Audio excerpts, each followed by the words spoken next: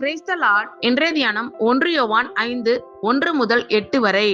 இயேசுவானவரே கிறிஸ்து என்று விசுவாசிக்கிற எவனும் தேவனால் பிறந்திருக்கிறான்.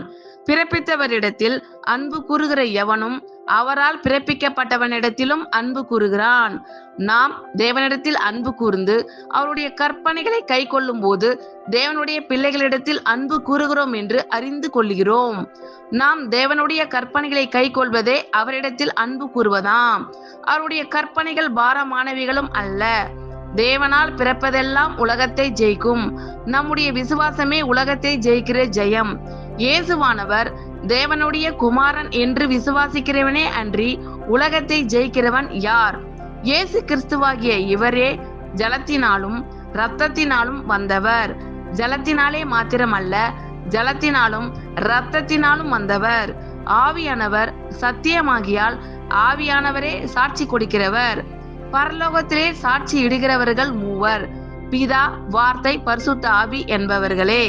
இம்மூவரும் ஒன்றாய் இருக்கிறார்கள். பூலோகத்திலே சாட்சி இடுகிறவைகள் 3, ஆவி, ஜலம், இரத்தம் என்பவைகளே. இம்மூன்றும் ஒருமைப்பட்டிருக்கிறது. ஆமென். Thank you Lord.